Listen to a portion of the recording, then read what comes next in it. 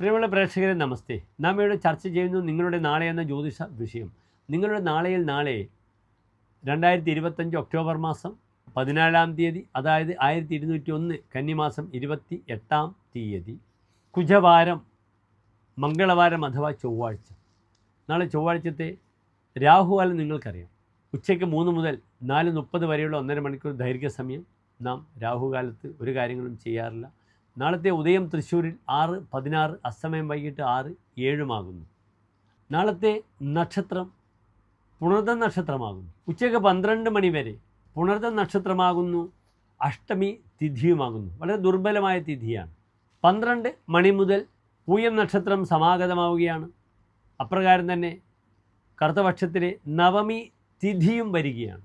കാലത്തുള്ള തിഥി അഷ്ടമിയാണ്, അങ്ങേയറ്റം ദുർബലമായ കറുത്തപക്ഷത്തിലെ അഷ്ടമി. പിന്നെയോ അതിനുശേഷം വരുന്നത് നവമി തിഥിയാണ്, റിക്താതിഥിയാണ്. ഒരു കാര്യത്തിലും നാം നവമി തിഥി ഉപയോഗിക്കാറില്ല. അത് വെളുത്ത പക്ഷത്തിലേതായാലും കറുത്ത പക്ഷത്തിലേതായാലും ഒഴിഞ്ഞ തിഥിയാണ്. ചതുർത്ഥി 4, നവമി 9, ചതുർദശി 14. നാളത്തെ ദിനവും ചൊവ്വാഴ്ചയാണ്. ഇതൊക്കെ കൂടെ വരുമ്പോൾ അത്ര അനുകൂലമല്ല. കറുത്ത പക്ഷത്തിലെ പൂയവും ഒരു ശുഭകാര്യങ്ങൾക്ക് നാം സ്വീകരിക്കാറില്ല. വെളുത്ത പക്ഷത്തിലെ പൂയമാണെങ്കിൽ അതിന് പ്രായണ ബലാധിക്യമുണ്ട്.